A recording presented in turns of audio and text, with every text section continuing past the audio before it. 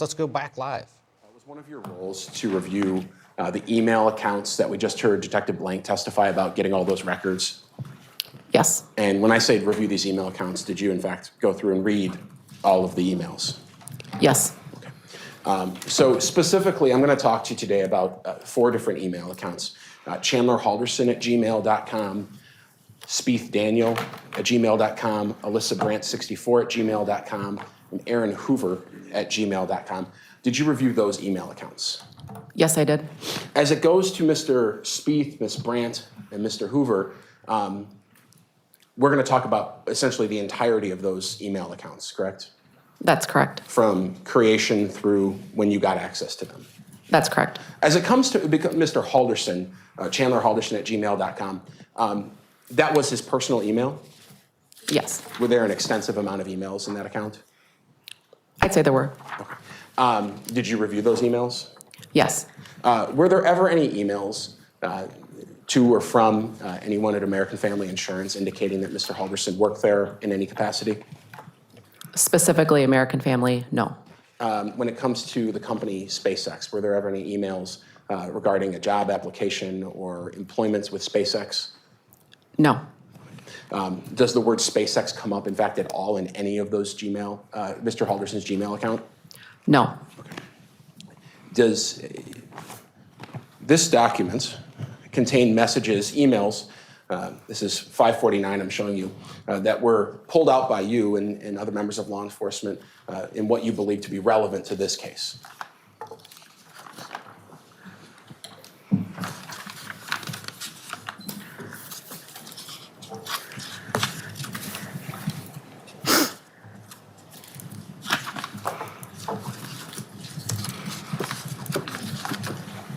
Yes. Okay. I'll move exhibit number 549 into evidence. Any objection other than as noted? No. And I'll note for the record, 575 is a USB containing it for display, and I'd move 575 into evidence and ask to publish it. Those exhibits are received and may be published. All right. So when we're talking about Mr. Halderson's actual Gmail account, were there emails in that account in between him and these people, supposedly someone named Mr. Spieth, Ms. Brandt, and Mr. Hoover? Did Mr. Halderson's own Gmail account contain those messages? Yes. And for purposes of what we're going to look at just first, talking about Mr. Halderson's Gmail account, we did not include those because we're going to look at them when we look at these accounts, right? That's correct. Okay. What types of messages were you looking for when looking at Chandler Halderson at gmail.com? What were you trying to figure out? Any communication with anyone from Madison College, anything related to his employment, either at SpaceX or American Family, any communications with his parents, anyone else. If we identified somebody within the email that we would like to contact, then we went and maybe did an interview of somebody within that email. Okay. So we're going to look at a number of emails, and we'll start with number 30. We'll just start here. This doesn't look like a normal email. It's in a different format. Tell us about the format that we're looking at these in. Sure. As Detective Blank just spoke to, the data that he provides us to review as case detectives is within the Cellbrite Reader program. And so we can generate reports from the emails. And again, this is just number 30 within the report we created. On the left is the number 30, the timestamp and date, and then the subject of the emails is to the right of your screen. Sure. And so this one we'll just talk about its makeup, and we won't do that for all of them. So 30 is a number created by Cellbrite on the far left. That just is the number of the email? That's correct. All right. The timestamp, there it says June 7th, 2021 at 8:13 a.m. As we go through this, we won't talk about time a lot, but is that time specifically accurate in this program? In this program, in this particular report, it is not. So the UTC -5 is in regards to, you actually should add the 5 hours back to the email time. Detective Blank informed me that the Google records were actually received in our central time, and Cellbrite Reader program subtracted 5 hours. So while the times might not be super relevant today, but if the jury looks at that, they should just think it's plus 5 hours each time. That's correct. Okay, and so then at the very top of the column on the right, we have the subject of the email, which is the subject line we always think of in an email. Yes, And here it's email from MATC, and the body, that's the actual email that was sent. yes, it is. All right, and we have this one, Chaz, I did not receive the email string regarding the appointment on Thursday. Please send to me, signed Bart Halderson, and Bart Halderson's email is what? B. Halderson at bdo.com. What is BDO? It was Bart's place of employment. His accounting firm? Yes. Okay, so you went through these emails and pulled out ones relevant as you've discussed, and so we'll start going through those. Talk to me about email 20. If you could just, we have to read it into the record, of course. So I'll just say that it was on June 11th, 2021. The subject was HR. What did that email read? Did you email HR to inquire about your paycheck? Unless there is something that you are not telling us, they have had ample time to pay you. Bart Halderson. And that was from Bart to Chandler. That's correct. Email 19 on June 11th, 2021. The subject read HR from Chandler to Bart. Could you read the response essentially? I added him to my room queue, so hopefully soon. Again, on the same day, we have email number 18. The subject is payment, and it's from Chandler to someone named Tom Selznick at protonmail.com. Could you read the body of that email? Good afternoon. My name is Chandler Halderson. I was recently made aware of you taking my case. Can I have an explanation of why I haven't been paid yet? Thank you, Chandler. And then if you look at the time on this one, it's 8:49:35. But shortly after that, on June 11th, obviously we're adding that 5 hours. So June 11th, 2021, Mr. Selznick, someone named Tom Selznick at protonmail.com, emails Chandler Halderson in response. What does he say? Hi, Chandler. I was given your case on Tuesday. However, I have contacted your payroll company and have determined a few issues. 1, you are registered as salary, however, you are making an hourly wage. 2, for 2 months, the payroll company saw your name and dues as a clerical error. Unfortunately, you have been making $25 an hour when your salary states you should be making $61,000 annually. This is around a $10,000 difference annually.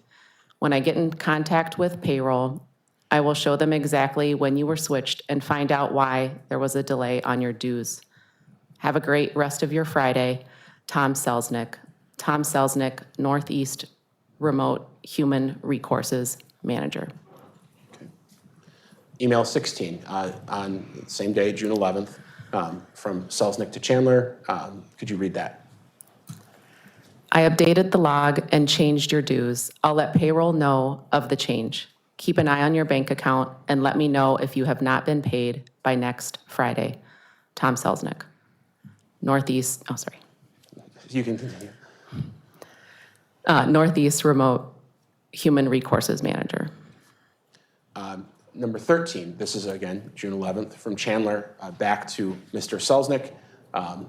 What does it read? When is payday for me? I was wondering when I'd get paid. From email 12, same day, June 11th, 2021, from Mr. Selznick to Mr. Halderson. What does it read? First payment ASAP, then the first Friday of each month. Tom Selznick. Email 10, from Mr. Halderson to Mr. Selznick on the 17th of June now. What does it read? Good evening. I was hoping to hear the status of my check.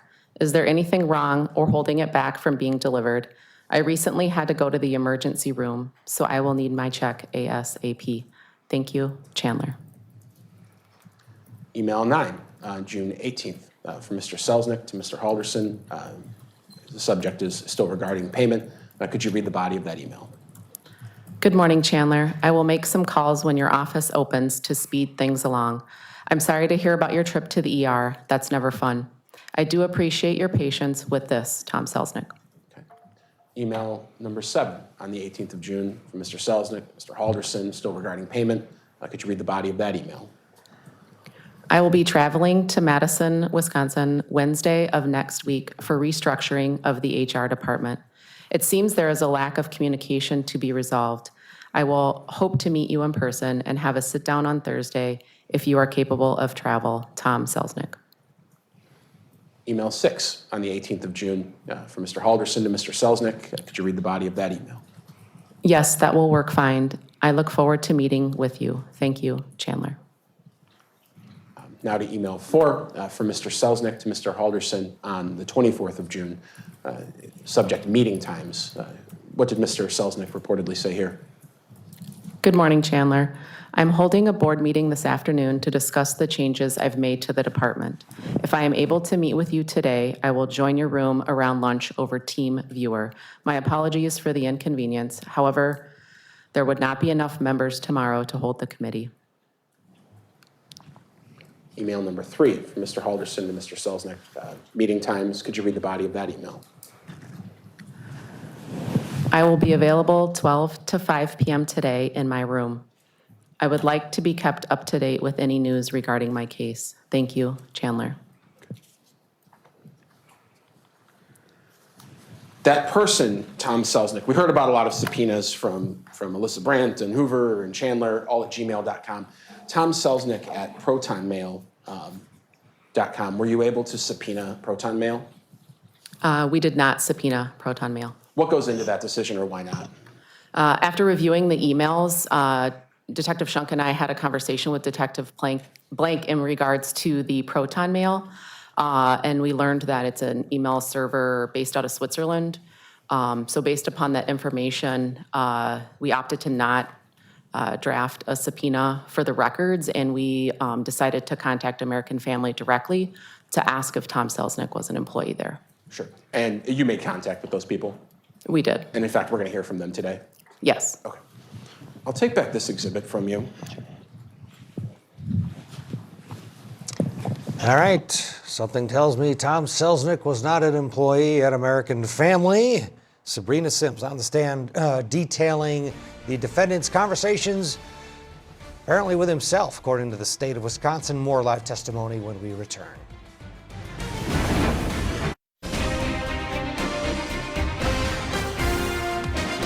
Welcome back to Court TV. Live on the stand for the state of Wisconsin is Sabrina Sims. She's a detective, and she's talking about the different email addresses that, according to the state, the defendant, Chandler Halderson, created, and the conversations that he had with himself and his father to, according to the state of Wisconsin, continue a lie that he worked at American Family Insurance, a local insurance company in Madison, Wisconsin, that he was going to school, college at Madison College, and that he had an offer from SpaceX to go join Elon Musk's team. All of this now unraveling in front of the jury. Let's go back in live. The exhibit's up there. Number 14, same type of thing. Yes, again, this is an email from Google, the subject being Daniel finished setting up your Apple iPhone with the latest Google apps. In regards to setting up, it appears to be a new phone associated to the account. And these are just emails. In your experience, do these emails just come through on email accounts when random things happen? You're using a new device or something along those lines? Yes, that's correct. Nothing weird about this. No.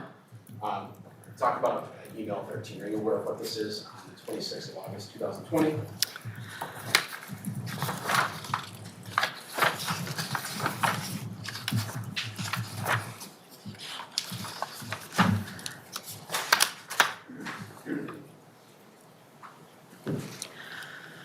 Yeah, this just appears to be an email sent to Bart Halderson from Daniel Spieth, no subject line and no body within that email. Email 12, 26 of August 2020, from Mr. Spieth to Mr. Halderson, subject meeting. What did the body say there? Good morning. Chandler was recently informed his counselor was not going to be able to make it to her meetings for the day, so he gave me a call. I will be remotely conducting his meeting today. He also sent me a list of topics to have ready. I have full access to the servers, so I have the information. He gave me your contact information. Does 9:30 or 10 work for you to answer a call? Speak to you soon, Daniel Spieth. Email 11, the 26th again, Mr. Spieth, Mr. Halderson. What does that email say? I have approved his renewable energy certificate. Is the address on file 4595 Oak Springs Circle, DeForest, Wisconsin, correct? Email 10, 26, Mr. Halderson and Mr. Speed. What does that email say? I can make either work. I just need to be done by 11:15. 8, Halderson to Speed. Now we're on the 26th. Still on the 26th. What does that email say? I believe Chandler is in a meeting with a potential employer until 10. Did he say it was okay to have the call without him? Email 7, Mr. Halderson and Mr. Speed. On the 9th of September 2020. The subject is status update. What did Bart Halderson say to Mr. Speed at this time? Daniel, can you please give me an update on Chandler's account? I need to know the following items. Has his account been set up so that he can request transcripts? Has the national database been updated so that student aid can see that he is registered as an FT, meaning full-time student? When will we receive his certificate for completing the solar energy program? Thank you. Email 6, 23rd. October now, Mr. Halderson and Mr. Speed. What are we looking at there? The subject is progress update. Daniel, will you please provide me a summary of where you are resolving the open items for Chandler? New account is active. Registered in the IT degree program. Able to sign up for spring semester classes. Transcripts can be generated and picked up. Solar certificate has been signed and will be sent. National database has been updated for financial aid. Thank you, Bart Halderson. Halderson to Daniel Speed regarding college transcripts on November 2nd, 2020. Could you tell us what Chandler told Mr. Speed? Good morning, Mr. Spieth. Could you please send my transcripts to my home address? There is a program with my insurance to help save me money with a good GPA. If you or someone you trust could do that as soon as possible, it would be greatly appreciated. Thank you, Chandler Halderson. Email 4, on November 18th, 2020. What is this a standard email that you see from YouTube with your Gmail account? Yep, it appears to just be an email from YouTube in regards to changes for terms of service. Email 3 from Mr. Speed to Chandler Halderson. I think it was cut off there. What does this one read? The subject is federal and insurance. The body reads, Dear Chandler, I believe I have finally gotten through to your federal loans and am getting squared away with them. I am also drafting your letter for insurance. Would a PDF copy work for you? And you have the book in front of you, just because it's cut off. Sure. Confirm who Mr. Speed sent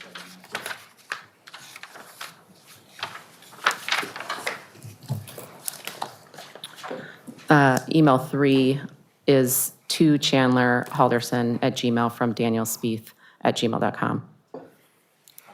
Number 2, now we're in December 9th, 2020, just another Google email at that time. Yes, that's correct. And 1, we're looking at the same thing. Yes. Now, when it comes to Mr. Daniel Speed, so speeddaniel@gmail.com, we've already looked at exhibit number 565. All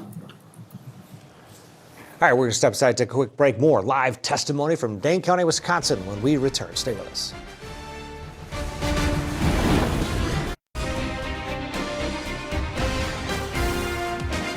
Welcome back. The state of Wisconsin alleges that before he killed and dismembered his parents, 23-year-old Chandler Halderson was creating a web of lies, and he used email addresses to do it. He created fictitious people, someone at the local college, someone at the local job that he supposedly had. We've heard about Tom Selznick. We've heard about Daniel Spieth. Now they're on to the next one. This is Alyssa Brandt that they are dissecting emails to and from Chandler Halderson after Chandler Halderson created the Gmail account for this fictitious person, according to the state of Wisconsin, Alyssa Brandt. Let's go back and listen to more testimony from Sabrina Sims, the detective.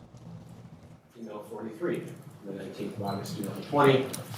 Brandt to Mr. Halderson. Regarding Chandler Halderson, could you read the body of that? Good afternoon. Currently, we have a shortage of advisors, so the earliest I could make time for Chandler is on Wednesday, the 26th at 10:30 a.m. However, 2 advisors still have not returned my email, but I will let you know as soon as they get back to me. I was waiting to hear from them this morning because Chandler made a point to have it held yet this week. I have already sent a second follow-up email to the 2 advisors and to the financial aid manager. I apologize for the delay, Alyssa. Number 42, the 19th of August, 2020, Mr. Halderson to Alyssa Brandt regarding Chandler Halderson. Could you read the body of that? Thank you for the update. I blocked the time on the 26th, but would also like to resolve sooner. My wife and I are off on Friday and could meet in person if it would help to resolve this. Email 41, now on the 25th of August, 2020, from Bart Halderson to Alyssa Brandt. Could you read that email? Alyssa, I have not received any updates for the call meeting tomorrow. I assume this is a call or virtual meeting, but have not received the dial-in information. If this is an in-person meeting, I need to know where we are meeting. Can you confirm that this is still on the calendar and who we will be talking with? Thank you. Email 40, 26th of August, 2020, just a Google email again. That's correct. 39, same thing. Yes. 38, a YouTube email, correct? That's correct. YouTube is owned by Google, and that's why there's some interaction in the programs. Yes. Okay. 37, we're looking at another data email from Google. 36, are we looking at the same thing? That's correct. Okay. 35, same thing. 34. So when we get to 34, we're talking now we've moved forward quite a bit. May 24th of this past year, of 2021. The subject is reschedule. It's from Chandler to Alyssa Brandt, 64. Could you read the body of that email? Good morning. My name is Chandler Halderson. Unfortunately, I haven't taken well to the vaccine and am not feeling well enough to make it to my appointment with Aaron Hoover at 10 a.m. today. Is there another time within the week I could reschedule to? Thank you, Chandler. A couple questions about this email as we go through. This is the first mention that you saw of someone named Aaron Hoover? Yes, it was. And that's another email account we're going to talk about? Yes. Okay. Let's go to message 33. This is on May 25th, 2021, from Alyssa Brandt to Chandler Halderson regarding rescheduling, or reschedule, excuse me. Could you read the body of that email? Good morning, Chandler. I'm sorry to hear you are not feeling well. I didn't have the best experience with it either. I moved you to Monday at 10 a.m. with Aaron. Starting next week, any guest in the building without their student ID is required to have their vaccine card and driver's license. I hope you feel better soon, Alyssa. Email 32, the 25th again of May, Ms. Brandt to Mr. Halderson regarding that reschedule. What does that say? There's an opening on Friday at 2 p.m. with Aaron. Would you like that slot? Email 31, 25th of May, Mr. Halderson to Ms. Brandt, same subject line. What does that say? Unfortunately, I can't take any time off this week because of the 2 days I'm missing from work already. So Monday still will be best. Thanks. Number 30, same day, Mr. Halderson to Ms. Brandt, same subject line. What does that say? Is there a possibility of getting my meeting back, or could I get the Friday? 29, same day, Mr. Halderson to Ms. Brandt. What do we have there? Anything would work this week, if not today. Email 28, again on the 25th, Mr. Halderson to Alyssa Brandt, same subject line. What does that say? I'm sorry to be pushy. I forgot that it was a holiday weekend and will push through to go to my meeting. Email 27. Now we have an email from Alyssa Brandt responding to Chandler Halderson in that same subject line. What does that email read? Unfortunately, I've already bumped the waiting list into place. I'll put you in the #1 slot to see if you can get in today. Otherwise, the next appointment is on Friday at 2 p.m. Number 26, again on the 25th, Mr. Halderson to Alyssa Brandt, same subject line. Could you read that? I appreciate it. I will be available at any time you give me. Even a video call today would work. My dad only has a few hours off today. Email 25, on the 25th of May, Alyssa Brandt emailing Chandler Halderson, back in the same subject line. What does that email read? I will give you a call as soon as I find an opening. Until then, you have Friday at 2 p.m. I hope it can work for you. Number 24, on the 28th of May, Ms. Brandt emails Chandler Halderson, subject line, schedule changes. What does that say? Dear students, keep watch for scheduling changes. We are short-staffed today, and there likely will be day and time shifts for your meeting. Keep an eye out for an email or call from either me or your advisor. Have a great weekend, Alyssa Brandt. Just briefly, maybe this is a good email to point it out. In the email itself, Brandt is spelled B-R-A-N-T, is that correct? That's correct. What is the registered name? How is that spelled? Alyssa is spelled the same, A-L-Y-S-S-A, and the last name is B-R-A-N, N as in Nancy, D as in David, T as in Tom. So B-R-A-N-D-T. And in the actual email body, when she uses the last name, it's without the D, but just with the T. That's correct. Okay. Email 23, 28th of May, Chandler Halderson emails Alyssa Brandt regarding the schedule changes. What does he say? Good morning. Is there a problem with my meeting? I have waited a long time for a meeting, and my employers need my transcripts ASAP. Thank you, Chandler. Email 22, again on the 28th, Alyssa Brandt emails Chandler Halderson back regarding that same subject matter. What does she say? Your advisor will contact you directly. The advisement director is handling the situation as we speak. If there are changes, you will be made aware shortly. 21, on the 28th again, Mr. Halderson, back to Ms. Brandt, same subject line. He responds, what? Okay, thank you. Email 20, again on the 28th, Mr. Halderson. All right, Ms. Brandt. we're going to step aside, take a break as we approach the top of the hour. More live testimony out of Dane County, Wisconsin. When we return, this is Court TV, your front row seat to justice. Stay with us.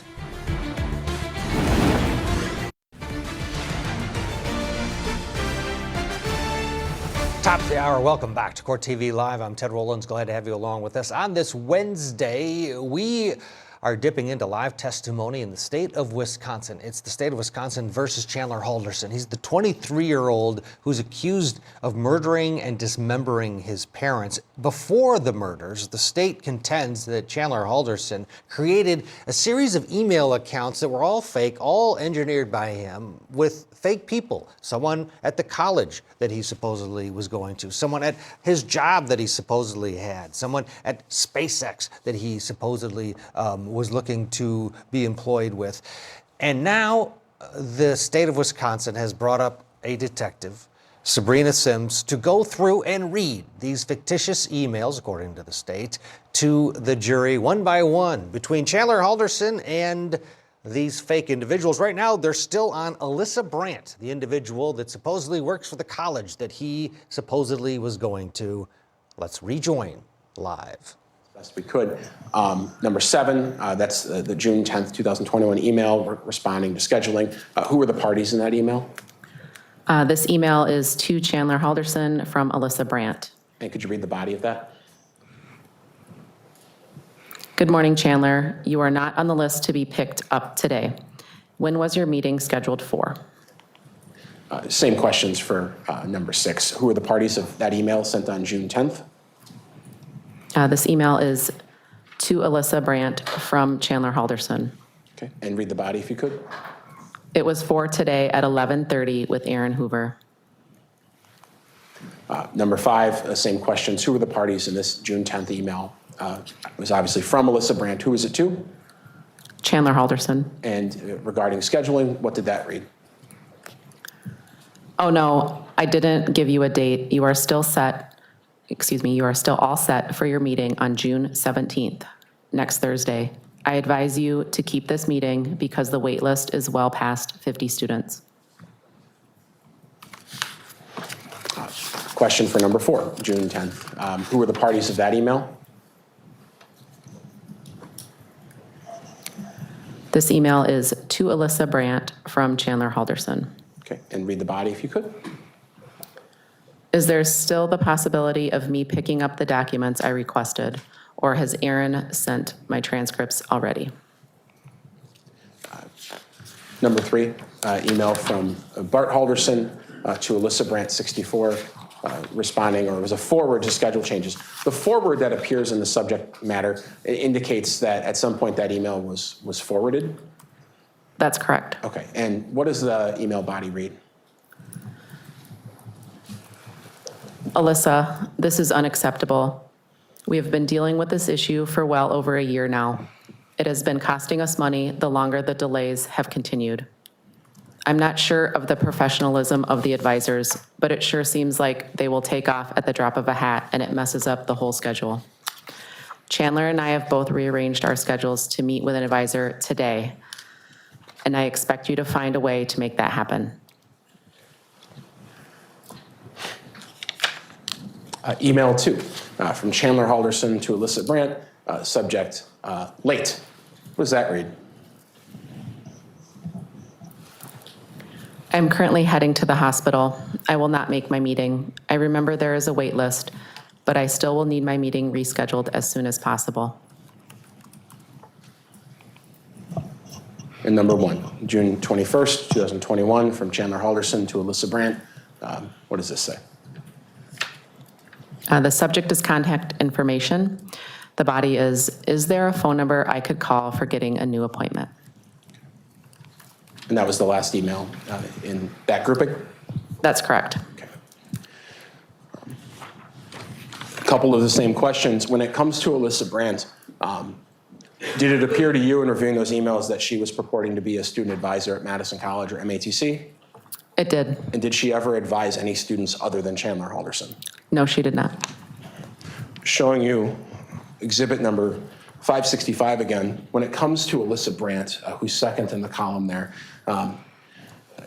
is the IP address that account was created at, alyssabrandt64@gmail.com? Is that the Halderson home's IP address? Yes, it is. And the birth date used when that account was created, is that Chandler Halderson's birthday? Yes, it is.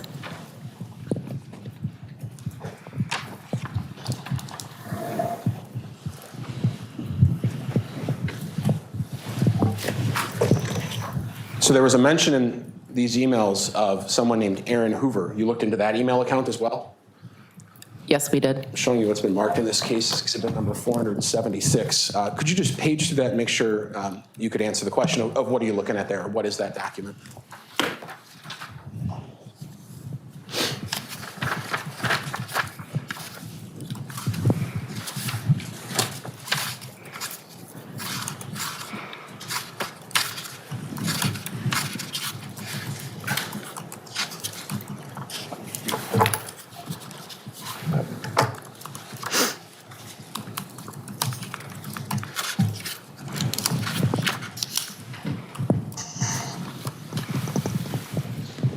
Uh, 476 is the Aaron Hoover MATC@gmail.com Google search warrant return, specifically the emails.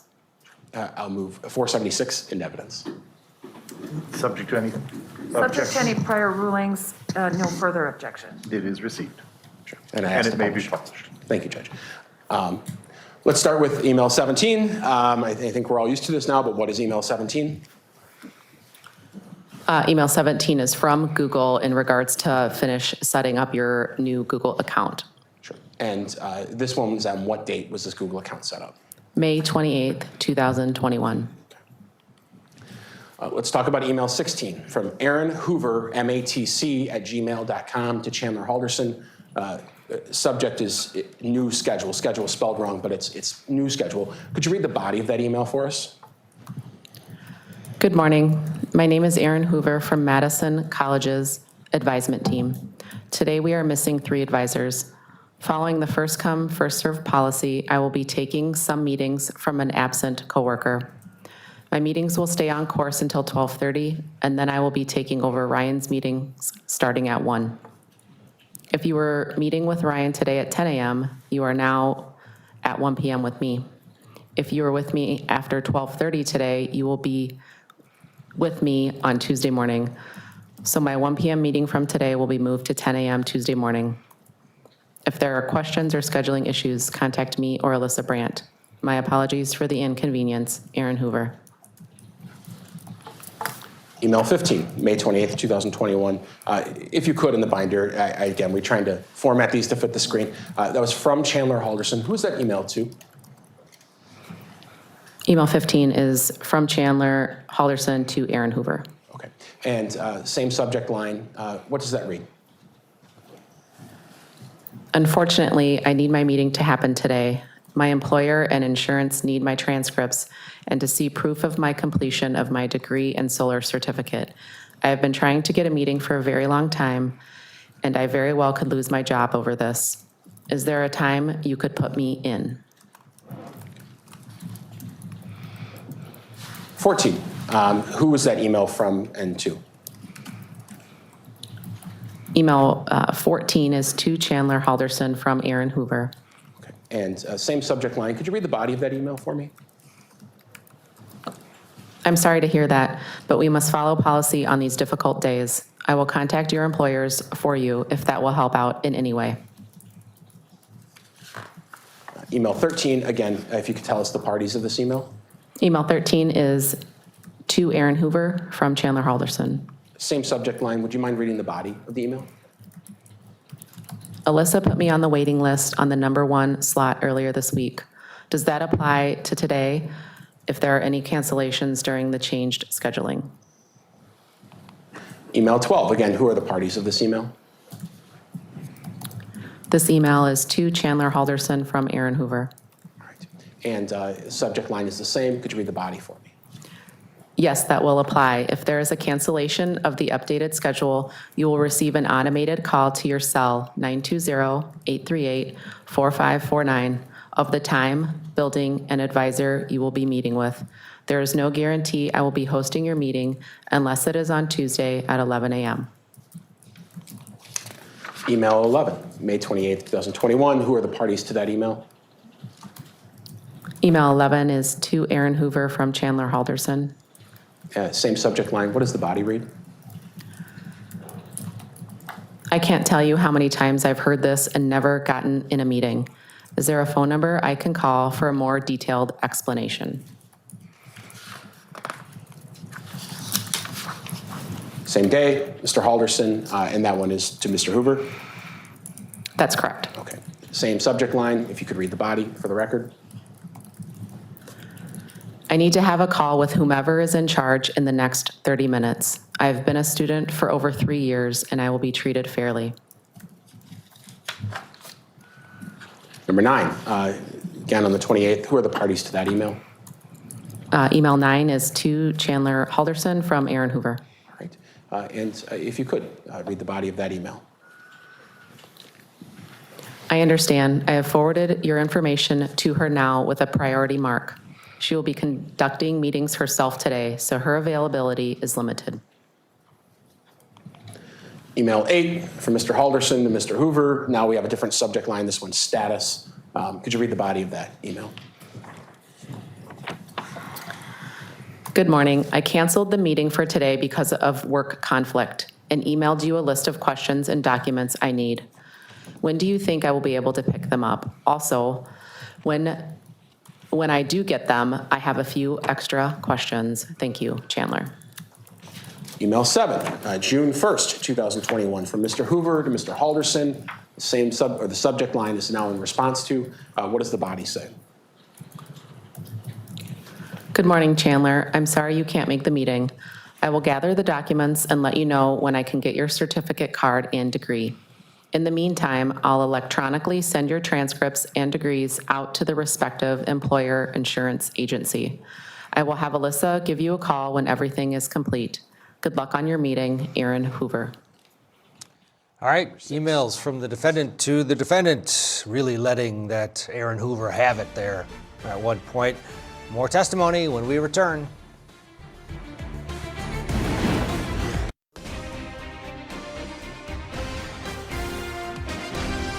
All right, for the last hour or so, we've been listening to Sabrina Sims on the stand, and she's been detailing for this jury the fake email accounts that Chandler Halderson, 23-year-old Chandler Halderson, created so that he could deflect the questions from his parents, his father, wanting to know, son, where are your transcripts? What about your job? What about your paycheck? Where's your paycheck? Well, Chandler Halderson would forward the emails, even include his dad in some of these transactions back and forth with Tom Selznick and Daniel Spieth and Alyssa Bryant and then Aaron Hoover. And the state has just gone through with Sabrina Sims on the stand all of these accounts. She read these emails to the jury. Right now, the jury has just taken a mid-morning break. There were no cross-examination questions of this witness. They wrapped up with the final question about Aaron Hoover. It was established that the Aaron Hoover Gmail account was originated by someone at the defendant's house. Let's bring in Jeffrey Wolf. He's been watching it from Denver. He's a criminal defense attorney in Denver, Colorado. Jeffrey, it is so painful to sit there and listen to this. Does the jury blame the defendant or possibly the prosecutor in making them endure this painful exercise of reading these email lies? It's very uncomfortable. Yeah, I think that this probably comes down on blaming the defendant. And I think the reason for that is because what the prosecution is doing is they're showing just how far these lies went, right? Because it doesn't seem like a motive to kill your parents that you've been lying to them about having a job and having an education that you don't have.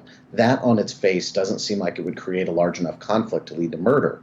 But when you see just how intricate this was, you can imagine how tempers flared when it was discovered that this was all false. And so when you see his dad so involved, so engaged in this, and basically made to look the fool, you can see what kind of conflict could arise out of that. And you can also see the pathological lying of the defendant. And so I think this makes him look worse, which is probably why they didn't cross-examine, because all they're going to get is bad out of that. Yeah, and there's also this sense of impending doom. You know how this story ends, and you're listening, and it seems as though he's trying to buy himself a day here or a week there. He, trips to the ER, someone's sick, and all these scheduling issues. But there's that sense, is there not? And I would imagine that this plays right into the prosecution's theory of motive here, that this is going to end badly. I mean, it just is. These lies have to go somewhere, and Dad is looking for answers. And it really does, and I wonder if you agree, sort of makes sense of like, okay, yeah, there was an incident when Dad finally found out.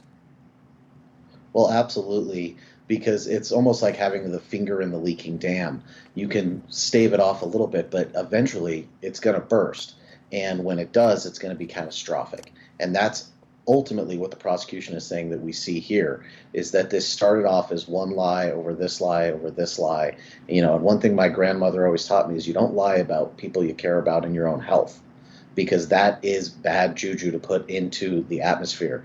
And so as you see him start to have to do that to further delay these meetings, then you start to see more and more lies compounding upon lies, new email accounts, new advisors invented out of thin air. And the more the scheme gets large, the more you can see it crashing down on the family when they do finally determine that something is being done fraudulently to them here by their own son. And like I said, that goes to trying to figure out, how does this go from lying to your parents to murdering your parents? And you can see the anger coming out of his father about how they're being treated by these fake people. And when he realizes that he was getting angry at fake people, you can imagine that conflict would be explosive, and it can lead to what we see alleged here. To that point, is there a chance the defendant gets up and says, yeah, I told all these lies, I didn't know what to do. Dad was always so mad that I didn't have a job, so I did this, and then he freaked out and he was going to kill me, and I killed him in self-defense. And then I didn't know what to do, so I chopped them all up. Yeah, I mean, it certainly makes sense that you would see the defense going in that direction, that when all of this was discovered, the situation became dangerous and he had no recourse but to take these actions. And then, in conformity with his character, he turns a small lie into several bigger lies with the dismemberment and everything else involved here. The problem is, if I remember correctly from the forensic pathologists that have testified, some of the wounds are in the back. And that's a big problem when you're claiming self-defense and somebody's been shot in the back.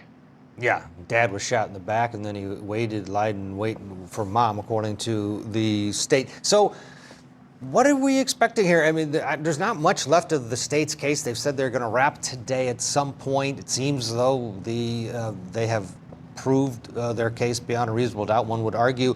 What do you expect from the defense here? Boy, that is a question you guys keep asking, and they've made it so difficult right. They've made it so difficult for all of us, people who do this for a living, to be able to figure out what they're going to do, because they've given so few breadcrumbs to tell us where they're heading. They've asked so few questions. All they've really done is said he didn't do it, and they've given no indication of how they're going to show that to the jury. It is a very big promise to make to a jury, so they definitely have to deliver, because a jury is going to hold you to your promises. But boy, it is very, very hard to know where they're heading here. Yeah, we'll find out soon enough. Again, the state is expected to wrap its case in chief at some point today, and then it will be up to the defense. Will they put the defendant on the stand? Will they put on a case in chief? We will wait and see.